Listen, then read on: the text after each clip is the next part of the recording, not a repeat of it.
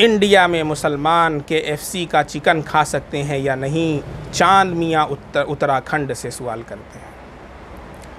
देखें चांद मियाँ साहब, खा वो KFC का चिकन हो या इसी तरीक़े से बहुत सी कंपनियां हैं, मैकडोनाल्ड है, उसका चिकन हो, इसके खाने में अगर हराम या नापाक चीज़ की मिलावट ना हो तो खाने में कोई मुज़ायक़ा नहीं है।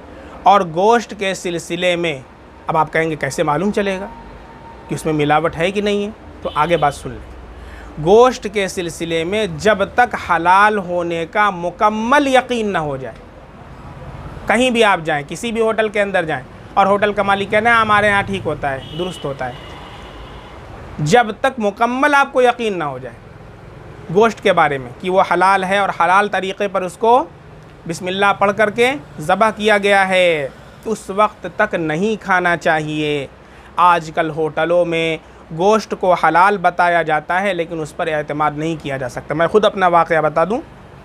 एक जगह मैं चिकन लेने के लिए गया तो उसको देखा, एक लड़का था वो काट रहा था, तो देखा कि वो हमसे पहले जो कस्टमर आया था उसको ऐसे ही काटा और मुंह में शायद दोहरा वोरा लिया हुआ था, ऐसे काट दिया, काट के उसको दे दिया। उसके बाद मेरा काटने की जब मेरी बात आई तो मैंने उसको बुलाया कि मैं भाई ज़रा इधर आना, वो जो तुमने अभी काटा था तो क्या पढ़ के तुमने काटा था? तो कहा हम लोग जो है इस्लामी तरीक़े पर करते हैं। अरे हमने कहा इस्लामी तरीक़े पर करते हो बहुत अच्छी बात है, लेकिन ये तो बताओ क्या पढ़ के तुमने काटा था? वो हम लोग को सब मालूम है, हम लोग मुसलमान हैं हम लोग। अरे हमने कहा भाई हम कहाँ कह रहे हैं आप मुसलमान नहीं हैं, आप मुसलमान हैं माशाअल्लाह, और आपका नाम भी माशाअल्लाह बहुत अच्छा है, लेकिन आपने क्या पढ़ करके काटा था? इतना मैंने पूछा तो भाग गया, वहाँ से भाग गया। अब मैंने कहा भाई दुकान का मालिक कौन है? तो दुकान के मालिक आए, मैंने उनसे कहा कि भाई मैंने बच्चे से सवाल किया, वो भाग गया, आपने उसको लगा रखा है काटने के लिए। नहीं हम लोग इस्लामी तरीक़े, हमने कहा भाई इस्लामी तरीक़े पर करते हैं तो बताने में क्या हरज है? बताने में कोई हरज है? आपने क्या पढ़ करके काटा? तो फिर उन्होंने किसी बच्चे को बुलाया, किसी लड़के को बुलाया, शायद वो दूसरा कोई आया, तो फिर उसने बताया कि देखिए हाँ हम लोग जो है बिस्मिल्लाह अल्लाह अकबर पढ़ करके ज़बह करते हैं, और फिर उसने हमारा वो हलाल किया। तो बहुत इस वक्त हालात नाजुक चल रहे हैं और अक्सर जो लोग हैं वो हलाल तरीक़े से ज़बह नहीं करते हैं, इसलिए इसका बहुत एहतमाम करना चाहिए। हराम लुक़मा पेट में जाता है, इबादत कबूल नहीं होती है, सर के ऊपर नहीं जाती है। बात समझ में आ रही है? तो इसी तरीक़े से अगर एक दिन नहीं खाएंगे, कोई चिकन नहीं खाएंगे तो मर नहीं जाएंगे। जब तक यकीन ना उस वक्त तक नहीं खाना चाहिए। तो अगर आपको मुकम्मल यकीन है कि KFC कंपनी के अंदर या मैकडोनाल्ड कंपनी के अंदर जो भी है वो बिल्कुल हलाल है, मुकम्मल यकीन है, तो कोई बात नहीं, लेकिन जब तक यकीन नहीं मुकम्मल उस वक्त तक गोश्त के बारे में एतमाद नहीं किया जा सकता है। हमारे ख़ुद उस्ताद हैं नायब मोहतमिम दारुल उलूम हज़रत मौलाना मुफ्ती राशिद साहब आज़मी, उन्होंने ख़ुद अपना वाक़या बयान किया कि पहले मैं ट्रेन वगैरह में चूँकि अक्सर सफ़र होता रहता है तो बताया कि ट्रेन वगैरह का जो कैंटीन होती है उसमें जो चीज़ें मिलती हैं तो आदमी आमतौर पर ले लेता है, खा लेता है, भूख लगती है, कभी कभी लंबा सफ़र हो जाता है, 2 दिन का सफ़र है।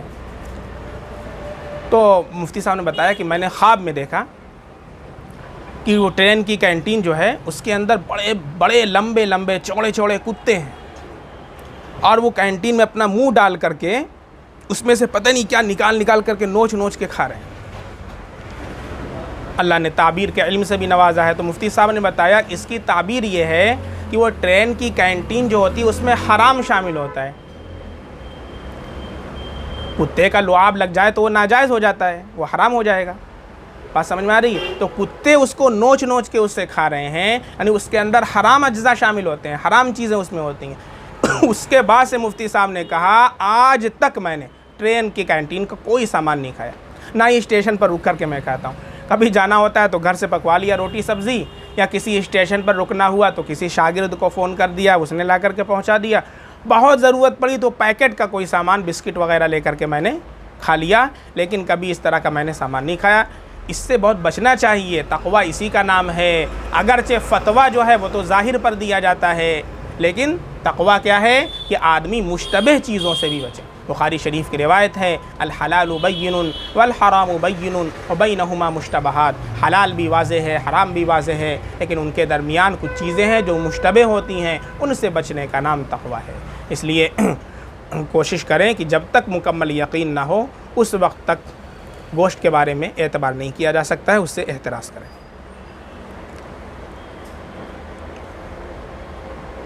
नबी सल्लल्लाहु अलैहि वसल्लम के बाद खाने काबा का इमाम कौन सहाबी बने? उनका नाम मोहम्मद तहसीन, यूपी बिजनौर से। नबी करीम सल्लल्लाहु अलैहि वसल्लम खाने काबा के इमाम नहीं थे, आप मस्जिद नबवी के इमाम थे।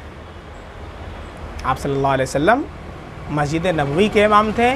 तो आप सल्लल्लाहु अलैहि वसल्लम ने ख़ुद अपनी ज़िंदगी में आखिर के वक्त में जब बिल्कुल मरज़ुल वफ़ात चल रहा था, हज़रत अबू बकर सिद्दीक़ रज़ी अल्लाह अन्हु को अपने मुसल्ले पर आगे बढ़ा दिया और 17 नमाज़ें हज़रत अबू बकर सिद्दीक़ रज़ी अल्लाह अन्हु ने अल्लाह के नबी सल्लल्लाहु अलैहि वसल्लम की मौजूदगी में पढ़ाई।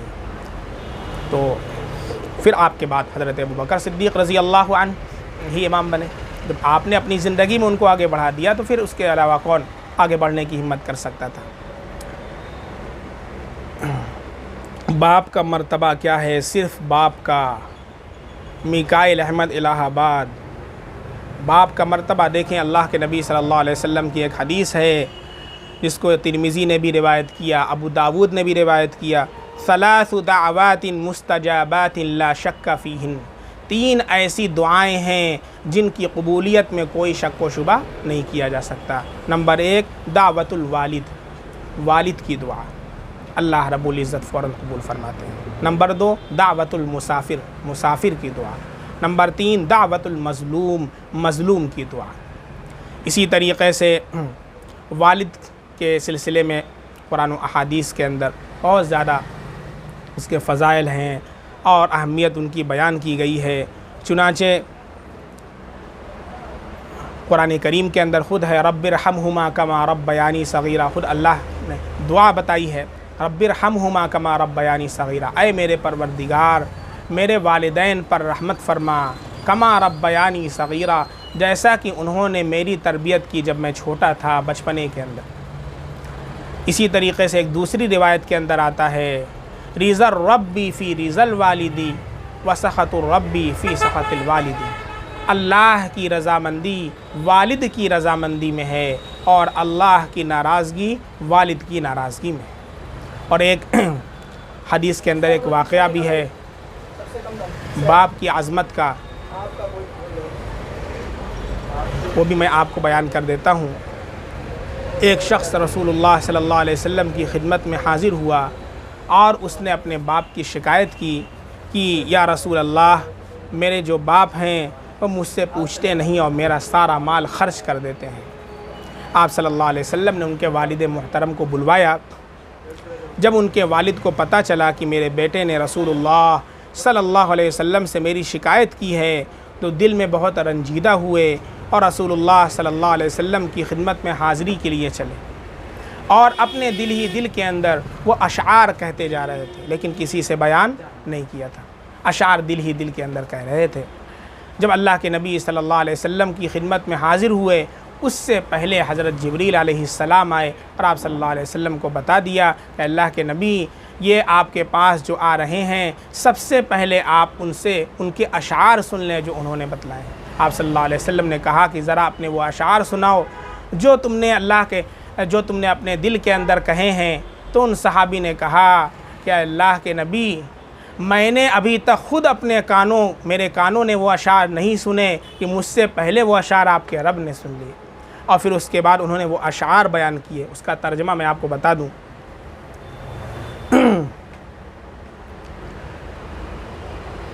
उन्होंने कहा, आपको ऐ मेरे बेटे, जिस दिन तू पैदा हुआ हमारी मेहनत के दिन तभी से शुरू हो गए थे। तू रोता था हम सो नहीं सकते थे, तू नहीं खाता तो हम खा नहीं सकते थे, तू बीमार हो जाता तो तुझे लिए लिए कभी किसी डॉक्टर के पास इलाज मुआलजे के लिए मारे मारे फिरते थे कि कहीं तुझे कुछ हो ना जाए, कहीं तू मर ना जाए। हालांकि मौत अलग चीज़ है और बीमारी अलग चीज़ है। फिर तुझे गर्मी से बचाने के लिए मैं दिन रात काम करता रहा कि मेरे बेटे को ठंडी छाँव मिल जाए। ठंड से बचाने के लिए मैंने पत्थर तोड़े, तगारियाँ उठाईं कि मेरे बच्चे को गर्मी मिल जाए। जो कमाया तेरे लिए कमाया, जो बचाया तेरे लिए बचाया। ये अरबी के अशार, उनका तर्जुमा मैं आपको बता रहा हूँ। तेरी जवानी के ख्वाब देखने के लिए मैंने दिन रात इतनी मेहनत की कि अब मेरी हड्डियाँ तक कमज़ोर हो गई हैं, लेकिन तू कड़ियल जवान हो गया है। फिर मुझ पर ख़ज़ा ने डेरे डाल दिए, लेकिन तुझ पर बहार आ गई। मैं झुक गया, तू सीधा हो गया। अब मेरी ख्वाहिश और उम्मीद पूरी हुई कि अब तू हरा भरा हो गया है। चल अब ज़िंदगी की आखिरी सांसें तेरी छाँव में बैठकर गुजारूँगा। मगर ये क्या कि जवानी आते ही तेरे तेवर बदल गए, तेरी आंखें माथे पर चढ़ गईं। तो ऐसे बात करता है कि जैसे मेरा सीना फाड़ कर रख देता है। तो ऐसे बात करता है कि कोई ग़ुलाम से भी ऐसे नहीं करता है। फिर मैंने अपनी सारी ज़िंदगी की मेहनत को झुटला दिया कि मैं तेरा बाप नहीं नौकर हूँ। नौकर को भी कोई एक वक्त की रोटी दे ही देता है, तो नौकर समझकर ही मुझे रोटी दे दिया कर। यह अशार सुनते सुनाते सुनाते उनकी नज़र अल्लाह के रसूल सल्लल्लाहु अलैहि वसल्लम के चेहरे मुबारक पर पड़ी, तो देखा कि आप सल्लल्लाहु अलैहि वसल्लम इतना रोए कि आपकी दाढ़ी मुबारक तर हो चुकी। फिर आप सल्लल्लाहु अलैहि वसल्लम अपनी जगह से उठे और जो बेटा था उसका गरीबान आपने पकड़ा और फरमाया, अंत व मालुका लि अबीक, अंत व मालुका लि अबीक, तू और तेरा सब कुछ, तेरा माल तेरे बाप के लिए। तू और तेरा सब कुछ, तेरा माल तेरे बाप के लिए। तू और तेरा सब कुछ, तेरा माल तेरे बाप के लिए। अल्लाह के नबी का इरशाद है। बड़ी अहमियत बाप की है, इसलिए वालिदैन की कदर करें, उनका दिल न दुखाएं।